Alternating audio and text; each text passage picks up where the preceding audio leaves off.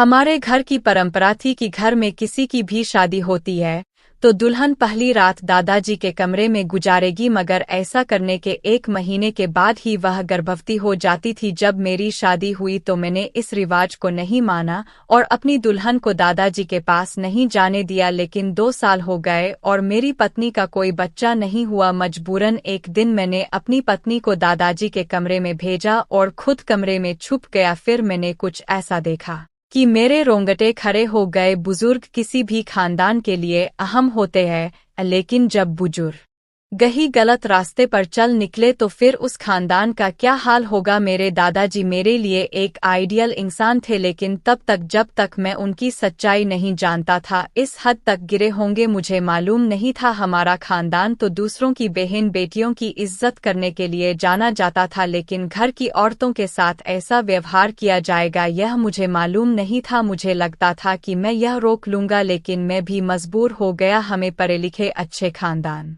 से थे, हमारी जॉइंट फैमिली थी, इसलिए हम सब एक ही घर में रहते थे और कभी भी हमारे घर में किसी बात को लेकर झगड़ा नहीं हुआ था। घर के मालिक मेरे दादा थे, बड़े छोटे सभी उनकी बात मानते और उनकी इज्जत करते थे। वह भी सबसे बहुत प्यार करते थे और कभी किसी को डांटा नहीं करते थे। लेकिन इन सब के साथ हमारे खानदान में एक अजीब सी परंपरा थी और वह यह थी कि उसे सुनकर अक्सर लोग अपनी बेटी देने से इनकार कर देते थे। इसीलिए हमारे बड़ों ने अब इस परंपरा को मिटाना शुरू कर दिया। मैं बचपन से देखता आ रहा था कि कर दिया मैं बचपन से देखता आ रहा था कि हमारे घर में जिसकी भी शादी होती, जो भी लड़की दुल्हन बनकर हमारे घर आती, वह पहली रात दादाजी के कमरे में गुजारती। बचपन में तो मुझे इस चीज की बिल्कुल भी समझ नहीं थी, लेकिन जैसे जैसे मैं बड़ा होता गया यह अजीब परंपरा मेरे दिमाग में सवाल पैदा करने लगी। मैंने बहुत कोशिश की कि हकीकत जान सकूं, लेकिन पूरे घर में कोई भी इस बात पर बात करने को तैयार ही नहीं होता था और यह सिलसिला सालों से चला आ रहा था। और हैरत की बात यह थी कि जो भी किया गया था, लेकिन उन लोगों ने कुछ भी नहीं कहा था, जिस पर मेरी उन सबसे बहुत बहस भी हुई, लेकिन कोई भी मेरे सवाल का जवाब नहीं देता था। और अब मुझे इस चीज का जवाब चाहिए था, क्योंकि घर में मेरी शादी की बात चल रही थी और मैं जानता था कि मेरे साथ भी यही सब होगा, लेकिन मैं यह नहीं करना चाहता था। इसलिए शादी के दिन मैंने अपने बड़े भाइयों को कह दिया कि मैं अपनी पत्नी को दादाजी के कमरे में नहीं छोड़ूंगा, और अपनी पत्नी का हाथ पकड़ता अपने कमरे में चला गया। मुझे लगा कि इसके बाद दादाजी का व्यवहार बदल जाएगा, लेकिन उन्होंने मुझे एक शब्द भी नहीं कहा। उनका व्यवहार नॉर्मल ही था, लेकिन हमारी शादी को 2 साल हो गए और अभी तक बच्चे की कोई उम्मीद नहीं थी। डॉक्टर के पास गए तो सभी टेस्ट सही थे, फिर भी कुछ नहीं हुआ। मेरे भाई मुझे अक्सर कहते थे कि तुमने गलत किया, अब सारी जिंदगी बच्चे के लिए तरसोगे, लेकिन मुझे उनकी बातें सुनकर गुस्सा आ जाता था कि मैं बच्चे के लिए गलत कैसे बन जाऊं, कैसे अपने हाथों से अपनी पत्नी को किसी दूसरे के कमरे में भेजूं। भले ही वह मेरे दादा थे, लेकिन मेरी पत्नी के लिए कह रहे थे और मैं कभी भी इतना बेगैरत नहीं हो सकता था कि अपनी पत्नी को अपने हाथों से उनके पास भेज दूं। मेरी पत्नी को भी यह परंपरा बिल्कुल पसंद नहीं थी और उसको बहुत अजीब लगता था, लेकिन जैसे जैसे समय गुजरता जा रहा था लोगों की बातें हमें डिप्रेशन में डाल दी जा रही थी, क्योंकि हमारे खानदान में सबके बच्चे थे, सिर्फ हम ही थे जो इतने सालों से बच्चे नहीं किए थे और अभी दूर दूर तक कोई उम्मीद भी नहीं थी। मेरी पत्नी अब खोए खोए गुमसुम रहने लगी थी, शायद डिप्रेशन में आ गई थी। वह चिड़चिड़ी सी हो गई थी और एक दिन उसने खुद कहा कि मुझे दादाजी के कमरे में भेज दें, तो उसकी बात सुनकर गुस्से में आ गया कि मैं ऐसा नहीं कर सकता, लेकिन उसने कहा कि हम हमेशा बिना बच्चे की नहीं रह सकते, इसीलिए आपको यह तो करना ही पड़ेगा। मैं उसकी बात से बिल्कुल भी सहमत नहीं हुआ और मैंने उसे डांट कर चुप करा दिया कि अगर बच्चे होना होगा तो भगवान हमें दे देगा। लेकिन वक्त गुजरने के साथ साथ उसकी इज्जत बढ़ती ही जा रही थी और कोई उम्मीद नजर न आने की वजह से मैं भी अंदर ही अंदर घायल होता जा रहा था कि जहां बाकी सब ने अपनी बीवियों को टाइम दे दिया और शादी की पहली रात ही दादाजी के कमरे में भेज दिया, यहाँ तक कि मेरी माँ और बड़ी मम्मी, मेरी छोटी मम्मी तक एक एक रात दादाजी के पास गुजार चुकी है। तो मेरी बीवी ने अगर गुजार ली तो उससे क्या हो जाएगा। आखिरकार बहुत मजबूर होकर एक दिन मैंने दादाजी से कहा, मैं आज रात अपनी पत्नी को आपके कमरे में छोड़ कर जाऊंगा। उन्होंने कहा कि ठीक है, और उसके बाद वह कुछ भी ना बोले। रात हुई तो मैंने सोच लिया कि मैं पहले ही जाकर कमरे में छुप जाऊंगा और देख लूंगा, लेकिन उसी रात मेरे दोस्त का एक्सीडेंट हो गया और मुझे इमरजेंसी में हॉस्पिटल जाना पड़ा। क्योंकि मैं बात कर चुका था, इसीलिए उस रात को मेरी पत्नी दादाजी के कमरे में गई थी। दूसरे दिन जब मैं वापस आया तो मेरी पत्नी अपने कमरे में ही थी। मैंने उसे पूछा कि रात को क्या हुआ। उसने कहा कि मुझे तो कुछ भी मालूम नहीं है कि क्या हुआ है, क्योंकि जब मैं दादाजी के कमरे में गई तो उन्होंने मेरे सर पर हाथ रखा और उसके बाद कुछ अजीब सी खुशबू आई और मुझे कोई होश ही नहीं रहा। सुबह जब होश आया तो मैं उनके बिस्तर पर सो रही थी और दादाजी सोफे पर बैठकर अखबार पढ़ रहे थे। उसके बाद मैं उठकर बाहर आ गया। उसकी बात सुनकर मुझे अजीब सा महसूस हुआ था कि दादाजी को मेरी पत्नी को बेहोश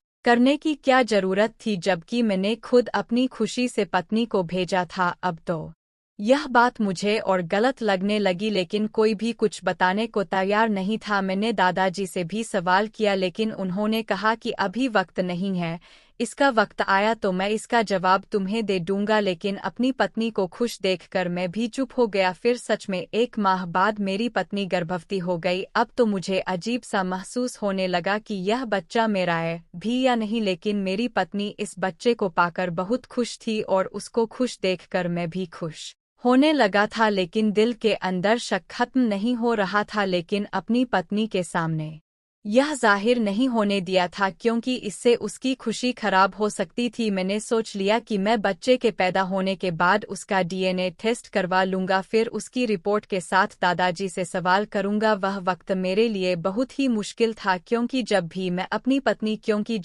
अपने बच्चे की खुशी महसूस करके खुश होने लगता तो वह एक रात मेरे दिमाग में आ जाती और मैं ठीक तरह कैसे खुश भी नहीं हो पा रहा था और मैं परेशान था। किसी तरह वह वक्त खत्म हुआ और मुझे भगवान ने चांद जैसा बेटा दिया। यह खुशी इतने सालों के बाद मिली थी, इसीलिए सभी बहुत ज्यादा खुश थे और सबसे ज्यादा शायद मेरे दादाजी कुछ थे, क्योंकि अपने पूरे बच्चों में उन्हें सबसे ज्यादा मुझसे प्यार था और मेरे बच्चे की खुशी शायद उन्हें सबसे ज्यादा थी। मेरी आंखों में शक की पट्टी बंधी हुई थी और मैं उनकी खुशी को भी शक की निगाह से देख रहा था। जब हमारा सारा खानदान खुशियां मनाकर चले गए तो एक दिन मैंने चुपके से बच्चे को उठाया और निकल गया। मेरी पत्नी ने पूछा कि कहाँ जा रहे हो, तो मैंने कहा बाहर से घुमा कर आता हूँ, और बच्चे को हॉस्पिटल ले गया और जाकर अपना और बच्चे का डीएनए टेस्ट करवाया। मेरे दिमाग में कहीं ना कहीं यह बात जरूर थी कि यह बच्चा मेरा नहीं है,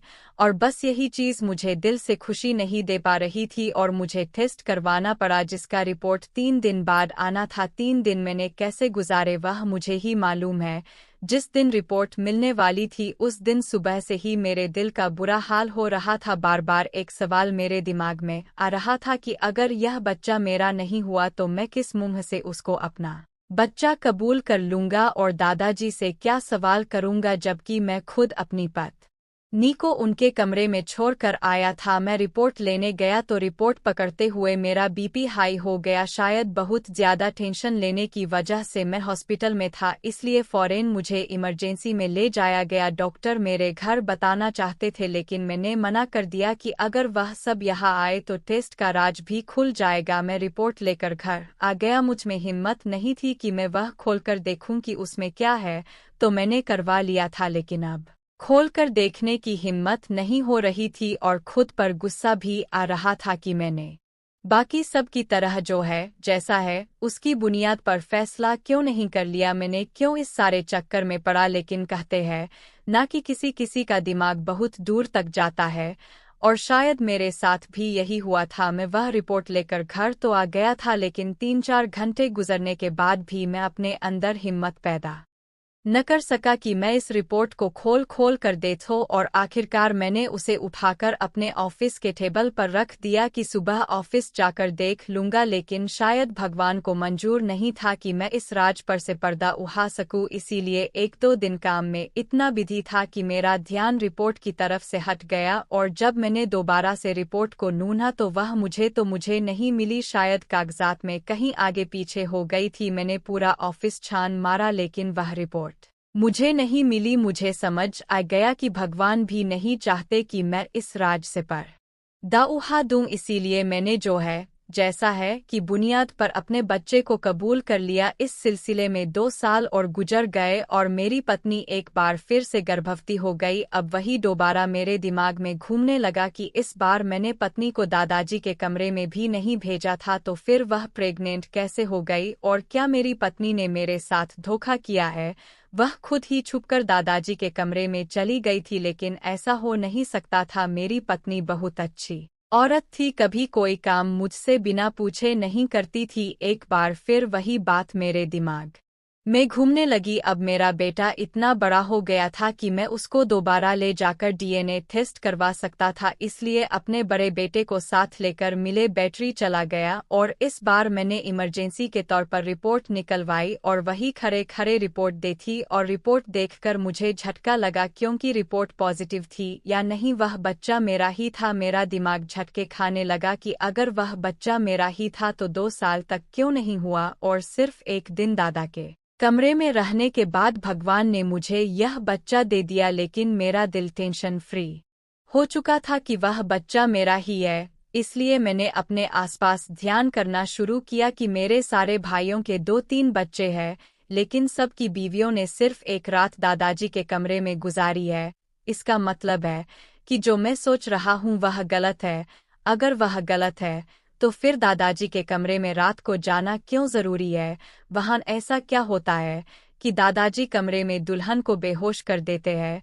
यह राज जाना अब मेरे लिए बहुत जरूरी हो गया था, क्योंकि मेरा सबसे छोटा भाई जवान था और उसकी शादी के बारे में सोचा जा रहा था, और अब उसकी पत्नी के साथ फिर वही सब होना था जो मैं नहीं चाहता था। इसलिए मुझे इस राज को जानना था, लेकिन कैसे यह मुझे समझ नहीं आ रहा था, क्योंकि मैं जब भी इस बारे में सवाल करता था दादाजी चुप करवा देते थे और हमेशा एक ही बात कहते थे कि बेटा मुश्किल वक्त गुजर चुका, और मैं उनकी बात सुनकर खामोश हो जाता कि शायद वह मेरे बच्चे के बारे में बात कर रहे हैं, कि भगवान ने मुझे बेटा दे दिया था, लेकिन कभी समझ ना सका कि वह किस मुश्किल वक्त की बात कर रहे हैं। और फिर इस बात को भी 1 साल गुजर गया और मेरे भाई की भी शादी आ गई। अब मैंने सोचा कि दोबारा इसके साथ वही होगा, लेकिन मुझे कमरे में रहना था। मुझे मालूम करना था कि दादाजी पहली रात दुल्हन के साथ क्या करते हैं।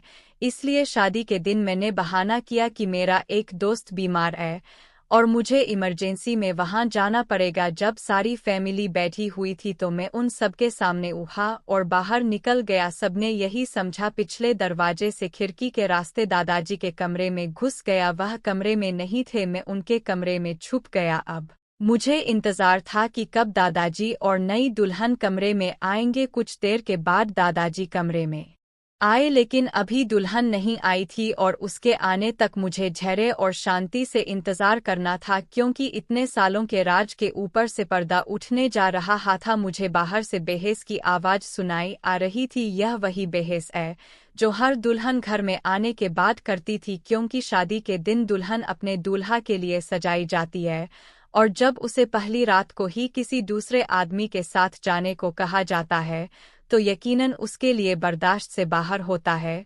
और यह ड्रामा मैं कई सालों से देखता आ रहा था, इसलिए खामोश हो गया। और आखिरकार वही हुआ जो हम सबके साथ हुआ था, और थोड़ी देर के बाद ही दुल्हन कमरे में आ गई। दुल्हन जैसे ही कमरे में आई दादाजी उठकर वॉशरूम चले गए। मुझे दुल्हन को देखकर उस पर तरस आ रहा था, वह घबराई हुई थी। थोड़ी देर बाद दादाजी बाहर आए और उन्होंने आकर दुल्हन के सर पर हाथ रखा और कहा कि बेटा घबराओ मत, कुछ नहीं होगा। और बात करने के साथ ही दादाजी जेब से हाथ निकाल दे तो उसके हाथ में रुमाल था और उन्होंने वह उसकी नाक पर रख दिया। 1 मिनट के अंदर वह दुल्हन बेहोश हो गई। यहाँ तक तो मुझे पहले से मालूम था। मुझे इंतजार था कि अब दादाजी क्या करते हैं। उन होने दुल्हन को आराम से बिस्तर पर लिटाया और उसके ऊपर कंबल डाल दिया, लेकिन उसके बाद जो मैंने देखा उसने मेरे पाँव के नीचे से जमीन निकाल दी। मैं सारी रात कमरे में बैठा रहा, बड़ी मुश्किल से वक्त निकला। सुबह के करीब जब दादाजी की आंख लगी तो मैं खामोशी से खिड़की के रास्ते बाहर निकल गया, लेकिन जो कुछ मैंने देखा उसके बाद दादाजी से सवाल करना तो बनता था, लेकिन मुझे यह डर था कि अगर मैंने दादाजी से सवाल किया उन्हें मालूम हो जाएगा कि मुझे उनका राज मालूम हो गया है।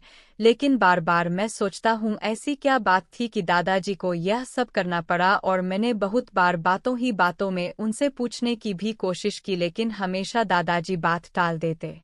लेकिन इस बार दुल्हन को 2 माह गुजरने के बाद भी बच्चे न हुए। अब तो सब परेशान हो गए कि ऐसा क्यों हुआ, लेकिन सभी ने इंतजार किया कि भगवान की तरफ से देर हो सकती है। दादाजी ने कहा कि मुझे लगता है कि यह राज कोई और भी जान चुका है।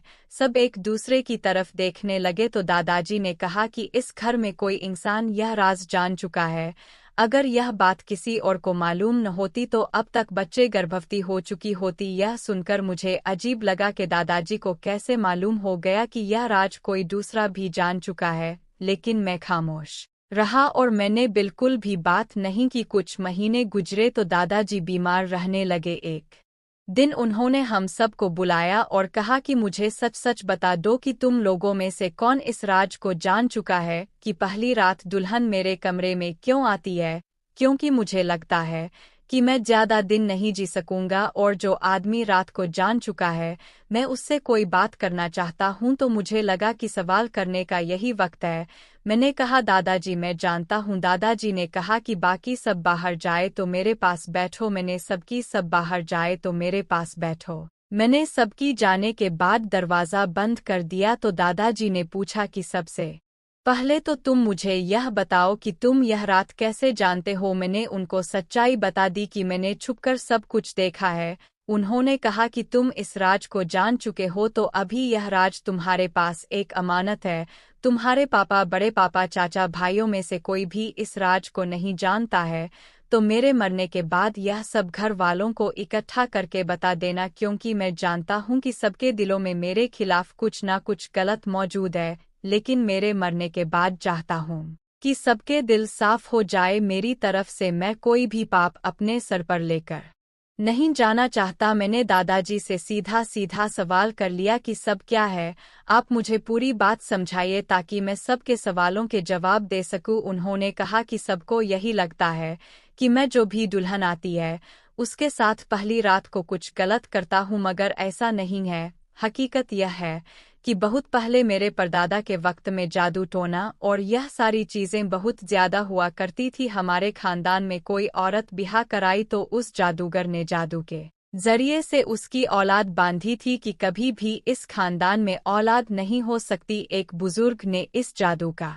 तोड़ दिया था और उन्होंने कहा था कि 7 नस्लों तक आपको यह काम करना ही पड़ेगा, और वह यह काम है कि घर में बैठकर जो भी दुल्हन आएगी उस घर का जो भी बड़ा होगा वह उसको एक रात अपने पास रखिएगा, और वह कुछ मंत्र पढ़ेगा जो कि उस बुजुर्ग ने बताया था, और यह मंत्र किसी दूसरे आदमी को मालूम नहीं होना चाहिए। इसलिए जो भी दुल्हन होती थी उसे बेहोश कर दिया जाता था और मंत्र पढ़कर उसके शरीर के एक हिस्सों में काला धागा बांधा जाता है।